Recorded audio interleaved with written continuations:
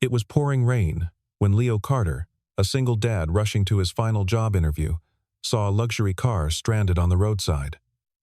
Inside was a woman struggling to fix a flat tire in heels. Against the ticking clock and his trembling daughter's voice on the phone, Leo chose to help her. He never asked for her name. Hours later, soaked and jobless, he walked into the company lobby only to see the same woman walk in, this time wearing a CEO badge. The morning had started like so many others in the small apartment on the outskirts of Seattle. Leo Carter stood at the stove, flipping pancakes with practiced efficiency while his 8-year-old daughter, Lily, sat at their worn kitchen table, swinging her legs and coloring in her notebook. The apartment was small, cramped even, with peeling paint in the corners and a window that never quite closed all the way. But it was clean, and it was theirs, and Leo had worked hard to make it feel like home after everything they had been through. At 36 years old, Leo carried the weight of loss in the quiet spaces between his words. His wife, Sarah, had died 3 years ago, leaving him alone to raise Lily and navigate a world that suddenly felt impossibly large. Before Sarah's illness, Leo had been a mechanical engineer, talented and ambitious, working for a mid-sized automotive firm. But, as medical bills piled up and hospital visits consumed his days, his career had slipped through his fingers like sand. By the time Sarah passed, his position had been filled, and Leo found himself starting over from nothing. The years since had been a patchwork of odd jobs and stubborn pride. Leo fixed cars in driveways, assembled furniture for strangers, did whatever work he could find that would let him be home when Lily needed him. He never complained, never let his daughter see the exhaustion that lived behind his eyes. Every morning, he woke up and chose to keep going, because that was what fathers did. This morning was different, though. This morning carried the fragile weight of hope. Leo had an interview at Sterling Motors, one of the leading electric vehicle companies in the country. He had sent his resume months ago, almost on a whim, never expecting anything to come of it. But 3 days ago, his phone had rung, and a crisp voice had told him they wanted to meet with him. The interview was scheduled for 9 o'clock sharp. Leo glanced at the clock on the microwave. 7:30. He had plenty of time. He slid the pancakes onto Lily's plate and watched her drench them in syrup, her blonde hair falling into her face. "Today's the big day, right, Daddy?" Lily asked, looking up at him with eyes that were so much like her mother's. It sometimes hurt to look directly at them. "That's right, sweetheart," Leo said, sitting down across from her with his own modest breakfast. "Today, I'm going to get us that real job I've been talking about." "With the car company?" "With the car company. Will you make fancy electric cars?" "I hope so. That's the plan." Lily beamed at him, and Leo felt his chest tighten. He had made so many promises over the years, promises about better apartments and family vacations and all the things other kids had that Lily never complained about not having. Maybe, just maybe, this was finally his chance to deliver. After breakfast, Leo walked Lily to the school bus stop, kissed her forehead, and reminded her that her neighbor, Mrs. Chen, would pick her up after school if he was running late. Then he returned to the apartment and stood in front of the mirror, adjusting his tie for the 10th time. The dress shirt he wore was old, purchased years ago for a different life. There was a small scuff on the collar, barely visible, but Leo saw it every time he looked. Still, the shirt was pressed, and his shoes were polished, and he looked like a man who could be trusted with responsibility. That would have to be enough. The drive to Sterling Motors should have taken 45 minutes. Leo had mapped it out twice, planned for traffic, even filled his tank the night before. He merged onto the highway at 8:15, right on schedule, rain beginning to spatter against his windshield.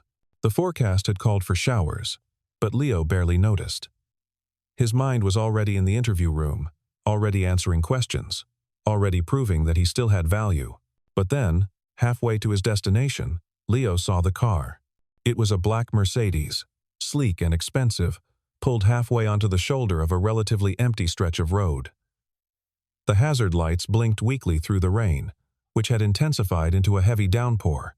As Leo drove closer, he could see a woman standing beside the car, her arms wrapped around herself, staring down at a flat tire with an expression of pure frustration.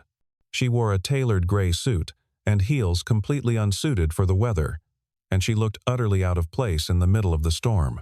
Leo's foot eased off the gas. He glanced at the clock. 8:28. He still had time. Barely.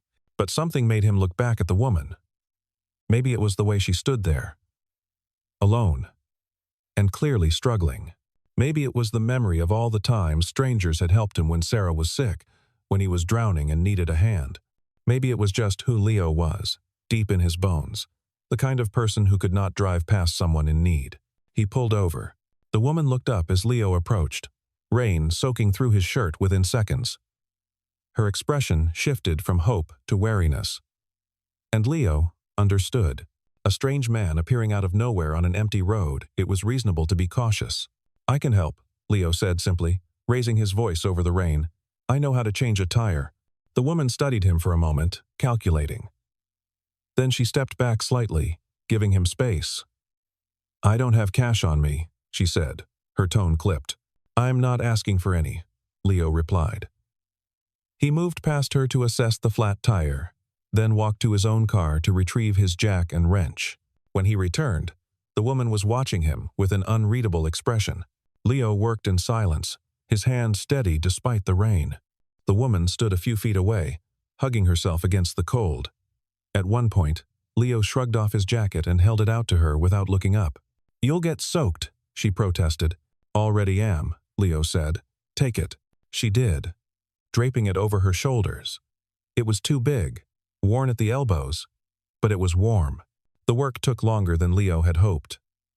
The lug nuts were on tight, and his hands kept slipping on the wet metal. He checked his phone once 8:47 and felt his stomach drop. But he kept working. There was nothing else to do now but finish. When the new tire was on and tightened, Leo stood and wiped his hands on his already ruined pants. The woman was looking at him with something like bewilderment. "Why did you stop?" she asked. Leo shrugged. "Someone you help might help someone else one day. That's how it's supposed to work, right? Most people don't think like that. Maybe they should." She reached into her car and pulled out her purse. "Please, let me pay you something." "I don't want your money," Leo said. And he meant it. He glanced at his phone again. 8:54. "I'm already late enough. Just drive safe." He turned and jogged back to his car, not waiting for her response. The rain had become torrential, and his shirt clung to his skin. As he pulled back onto the road, Leo caught a glimpse of the woman in his rearview mirror, still standing beside her car, his jacket around her shoulders, watching him disappear. Leo drove faster than he should have, his heart hammering. He made it to Sterling Motors at 9:07. The parking lot was massive, filled with sleek cars and people in dry clothes.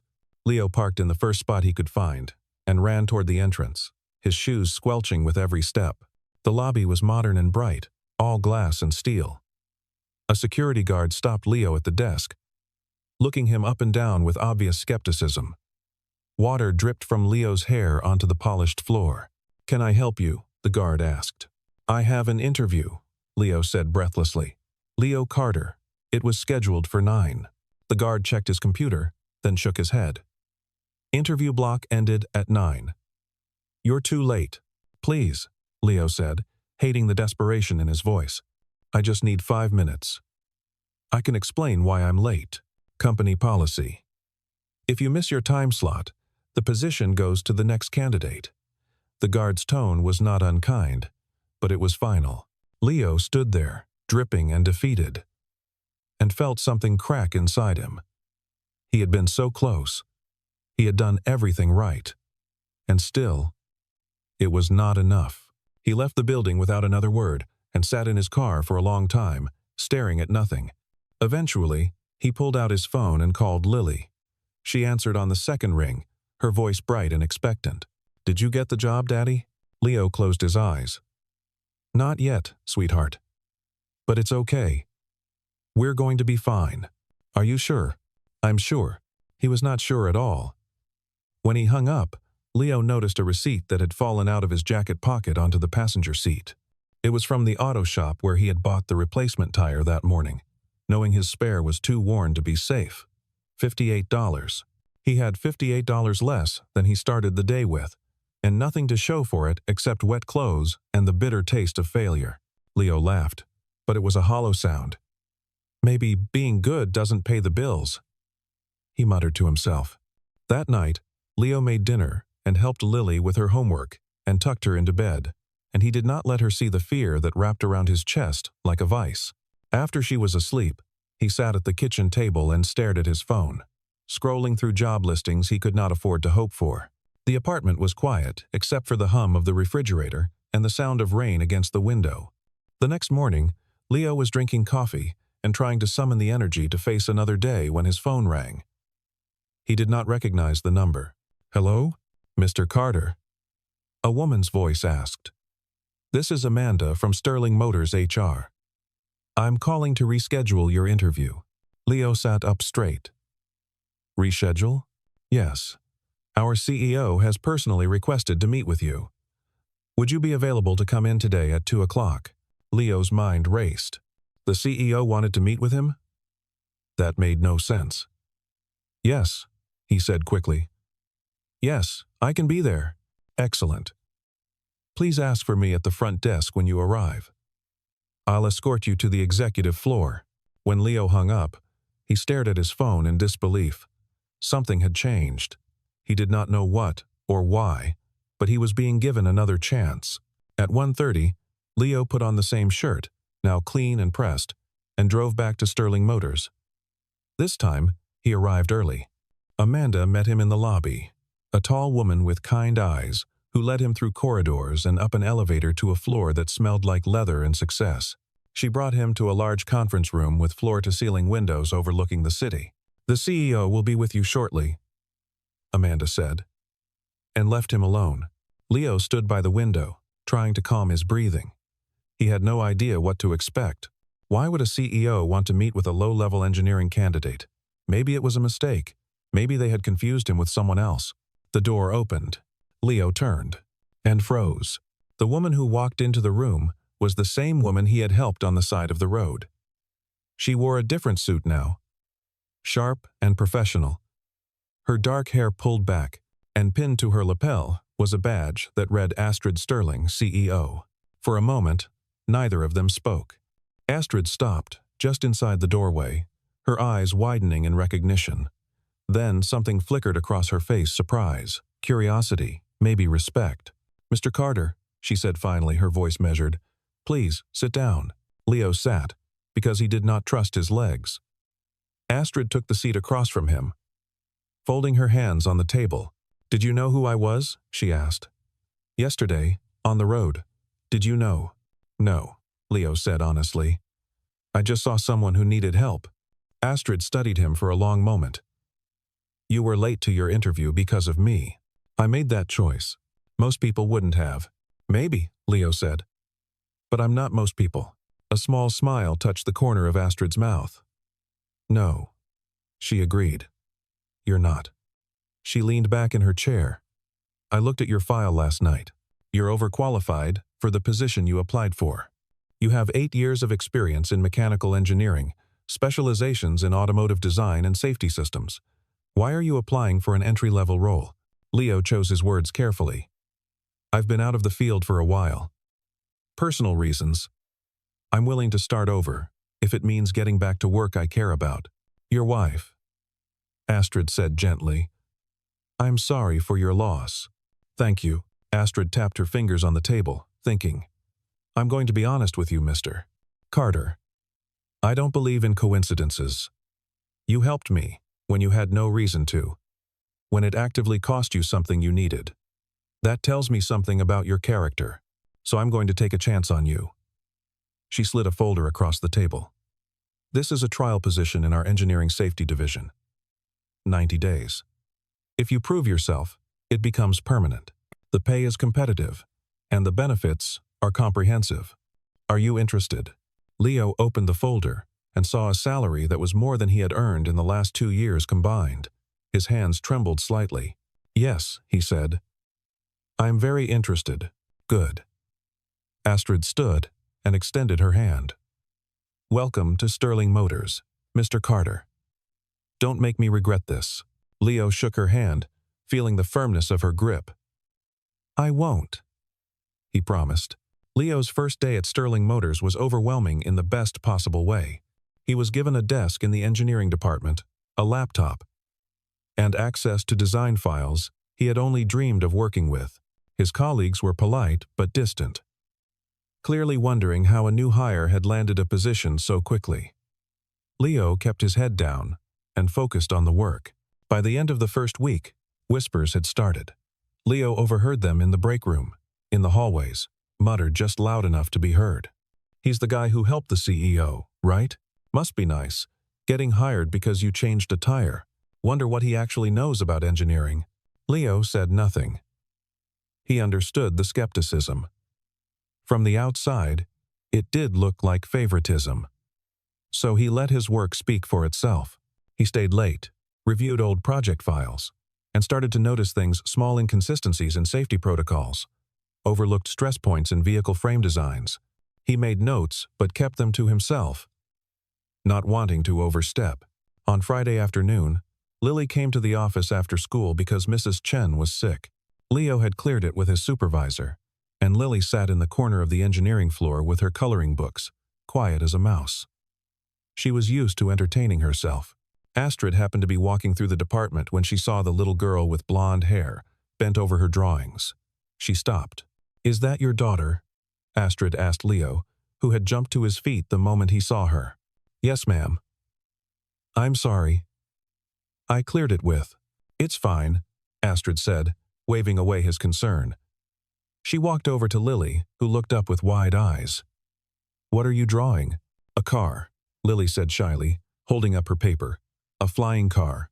That's very creative. What's your name?" "Lily." "I'm Astrid." "It's nice to meet you, Lily." Astrid glanced at Leo, and something in her expression softened. "You have a beautiful daughter, Mr. Carter." "Thank you." After Astrid left, Leo noticed the way she glanced back once more before disappearing around the corner. And for the first time since starting at Sterling Motors, he felt like maybe, just maybe, he was seen as more than just the guy who'd changed a tire. 3 weeks into his trial period, Leo made a discovery that changed everything. He had been assigned to review safety data for Sterling's new flagship model, an electric sedan set to launch in 6 months. The data looked fine on the surface, but something nagged at Leo. The stress test results for the battery housing seemed inconsistent with the design specifications. Leo pulled up the original engineering files and compared them line by line with the test results. They did not match. Someone had altered the data. Leo's blood ran cold. If those test results were inaccurate and the design had a flaw, the consequences could be catastrophic. Battery fires, recalls, people getting hurt. He brought his findings to his direct supervisor, a man named Greg, who had been cordial but never warm. Greg barely glanced at the report. "The tests passed," Greg said dismissively. "That's all that matters." "But the data was changed," Leo insisted. "Someone manually adjusted these numbers. We need to run the tests again. Do you know how much a full battery stress test costs? We're not redoing months of work because a new hire has a hunch. It's not a hunch. It's right here in the code. You don't have the authority to question this project," Greg said, his tone hardening. "Drop it, Carter." Leo left the office frustrated and angry. But he could not drop it. That night, he stayed late and ran simulations on his own. Using conservative estimates, the results were clear. The battery housing had a critical weak point. Under the right conditions, it could fail. Leo knew he was risking his job. He also knew he could not stay silent. Over the weekend, Leo worked from home, compiling a comprehensive report with his findings. On Monday morning, he did not go to Greg. He went directly to Astrid's office. Her assistant tried to stop him. "You can't just walk in without an appointment." "It's urgent," Leo said, and something in his voice must have convinced her, because she let him pass. Astrid looked up from her desk, surprised. "Mr. Carter." "What's wrong?" Leo placed the report in front of her. There's a problem with the flagship model's battery housing. The safety data was tampered with. If we launch this car as designed, people could get hurt. Astrid's expression shifted from surprise to sharp focus. She opened the report and began reading, her eyes moving quickly across the pages. After several minutes of silence, she looked up. "Why didn't you bring this to your supervisor?" "I did. He told me to drop it." "And you didn't?" "No, ma'am. I didn't." Astrid leaned back in her chair, studying him. "Do you understand what you're risking? If you're wrong about this, you've just accused senior engineers of either incompetence or sabotage. Your trial period ends in 2 months. This could destroy your career here." "I know," Leo said quietly. "But if I'm right, and I said nothing, I wouldn't be able to live with myself." Something shifted in Astrid's eyes. Respect, maybe. Or recognition. "Safety doesn't wait for permission," she said softly, almost to herself. Then, louder, "I'll have our independent testing team review your findings. If you're correct, we'll halt production immediately. If you're wrong," she did not finish the sentence. "I understand. You can go." Leo left her office with his heart pounding, unsure if he had just saved lives or ended his career. 2 days later, the independent testing team confirmed Leo's findings. The battery housing had a critical design flaw that had been buried under falsified data. Astrid immediately halted production and launched an internal investigation. The investigation led to Damien Cross, the company's director of engineering. Damien was 48, charismatic, and had been with Sterling Motors since its founding. He was also, it turned out, selling proprietary design information to a competitor. The falsified safety data was meant to sabotage Sterling's flagship launch, destroying the company's reputation and stock value in one catastrophic failure. Leo had inadvertently stopped a conspiracy he had not even known existed. But Damien was not going down quietly. Before Astrid could act on the investigation's findings, Damien made his move. He called an emergency meeting with the board of directors and presented his own report, one that claimed Leo had been the one to alter the safety data, attempting to extort the company by threatening to expose the flaw unless he received a promotion and raise. Damien had spent years building relationships with board members, and his version of events was convincing. Leo was suspended pending a formal review. When Lily found out her father was not going to work, she cried. Leo held her and told her everything would be okay. But inside, he felt the familiar darkness of defeat creeping back. He had tried to do the right thing, and once again, it had cost him everything. Astrid, however, was not convinced by Damien's story. She knew Leo. She had seen his integrity firsthand, not just in their initial meeting but in every interaction since. So she did what she did best, she dug deeper. Late at night, Astrid reviewed security footage, email logs, and access records. She traced Damien's digital footprint and found communications with a rival company, encrypted file transfers, and payments to an offshore account. The evidence was damning, but she also found something else. A moment, captured on a security camera, of Damien entering the server room at 3 in the morning on the night the safety data had been changed, and another moment, weeks later, of him meeting with a man in the parking garage, a man whose license plate traced back to a competitor's executive. Astrid compiled everything into a single, irrefutable case. The board meeting was tense. Damien sat at the head of the table, confident and composed. Leo had been barred from attending, but Astrid insisted he be allowed in the room to face his accuser. Leo stood near the door, exhausted and resigned. Damien spoke first, reiterating his accusations with the polish of a man who had spent his career persuading people. "Leo Carter is a desperate man," Damien said smoothly. "He needed this job. And when he saw an opportunity to leverage himself into a better position, he took it. It's unfortunate, really, but we can't let sympathy cloud our judgment." "Is that what you think this is?" Astrid asked coldly. "Sympathy?" Damien met her gaze. "With all due respect, Miss Sterling, your personal connection to Mr. Carter is well known.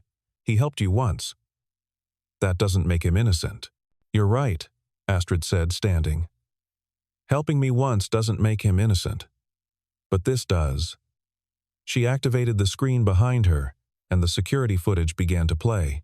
The room fell silent as board members watched Damien enter the server room, meet with the competitor's executive, and transfer files that should never have left the building. Damien's face went pale, then red. "That's taken out of context. There is no context that makes this acceptable," Astrid said, her voice sharp as a blade. "You falsified safety data with the intent to sabotage this company. You endangered lives. You sold our intellectual property. And when Leo Carter discovered what you'd done, you tried to destroy him to cover your tracks." She turned to the board. "Mr. Carter saved this company. He risked his job, his livelihood, to protect people he's never met. And your response was to suspend him based on the word of the man who was actually guilty." She looked back at Damien with something like disgust. "You called him desperate. You said he was just a man trying to get ahead.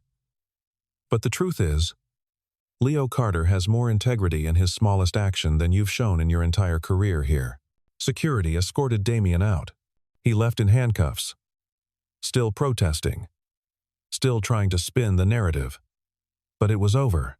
The board reinstated Leo immediately and issued a formal apology. Astrid went further. She promoted him to Director of Safety Engineering, a newly created position with authority to oversee all vehicle testing and safety protocols. The announcement made headlines. "Single Dad Saves Electric Car Company" read one. "From roadside rescue to corporate hero" read another. Leo found it all deeply uncomfortable. He had not done anything for recognition. He had just tried to do his job correctly. But the world, it seemed, loved a good story. The day after his promotion was announced, Leo returned to Sterling Motors to a standing ovation from his colleagues. It was awkward and heartfelt, and Leo did not know where to look, but he shook hands and accepted congratulations, and tried to ignore the part of him that still felt like an imposter. Astrid found him later in his new office, which was much larger than his old desk, and had a window overlooking the test track. "How are you holding up?" she asked. "Honestly," Leo said, "I'm not sure. This doesn't feel real." "It's real," Astrid assured him. "You earned this." "Did I? Or did I just get lucky?" "Luck is stopping on a rainy road to help a stranger," Astrid said. "Everything after that was you." Leo looked at her, really looked at her, and saw something he had not expected. Vulnerability. "Why did you believe me?" he asked. "When everyone else thought I was guilty, why did you trust me? Because you helped me when you had nothing to gain." Astrid said simply, "You showed me who you were before you ever knew it mattered. That's not something a guilty man does." They stood in silence for a moment, the weight of everything unsaid hanging between them. "Thank you," Leo said finally. "Don't thank me yet," Astrid replied with a small smile. "You still have a lot of work to do." Over the next several months, Leo threw himself into his new role. He overhauled Sterling Motors' safety testing protocols, implemented triple-check systems for all critical data, and built a team of engineers who shared his commitment to precision and ethics.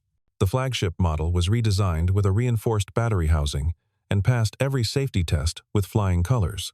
When it finally launched, it was hailed as the safest electric vehicle on the market.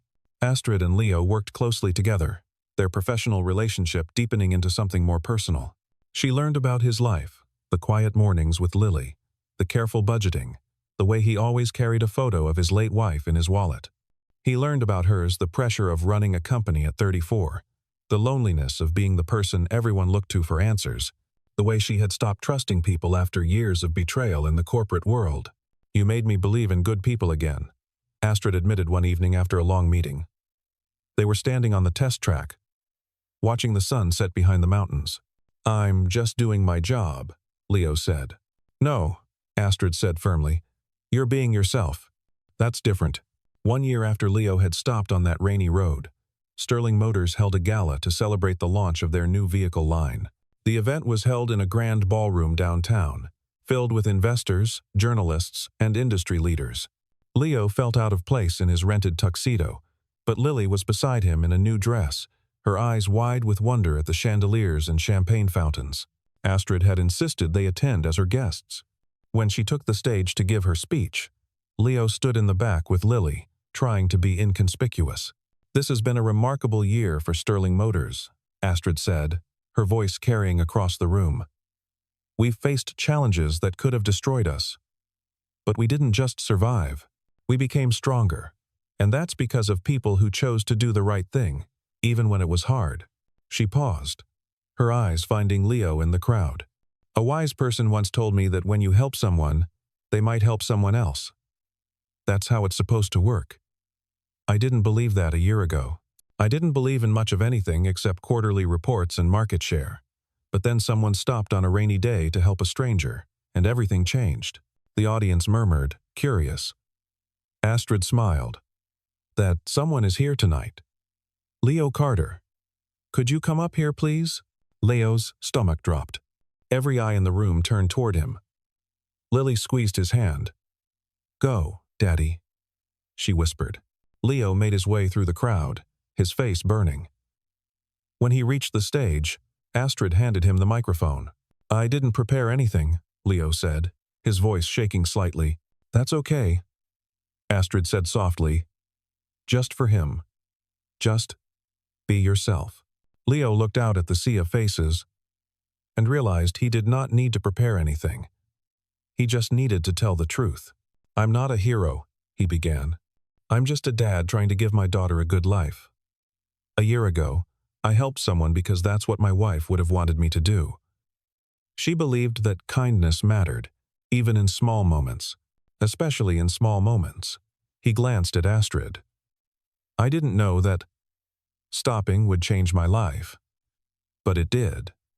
It brought me here. To work I love. With people who care about doing things right.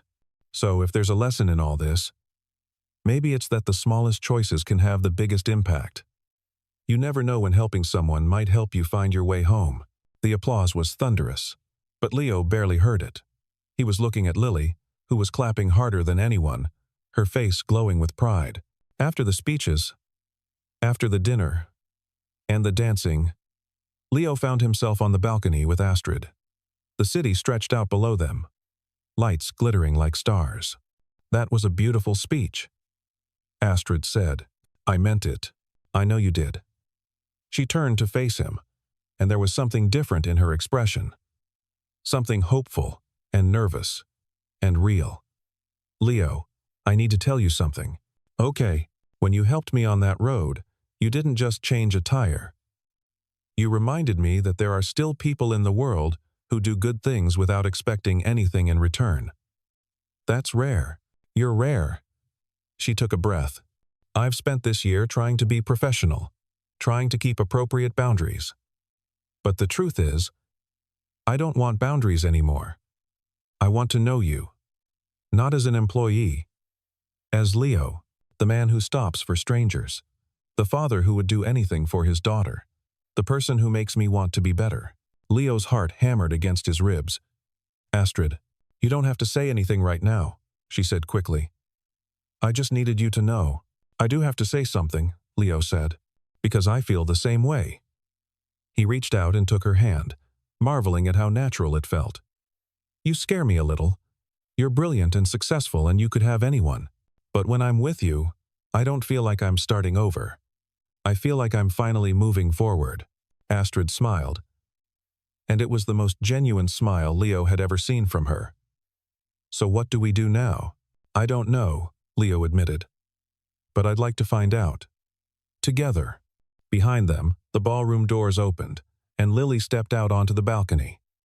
She looked at Leo and Astrid, standing close together, and grinned. "Are you guys gonna kiss?" she asked bluntly. Astrid laughed, a real laugh that seemed to surprise even her. "Maybe," she said. "Would that be okay with you?" Lily considered this seriously. Then she nodded. "Yeah. I think you make my dad happy. And he makes you happy too. I can tell. You're a very smart young lady," Astrid said. "I know." The three of them stood on the balcony as the evening stretched into night. When they finally left the gala, it was raining again. A soft drizzle that caught the streetlights.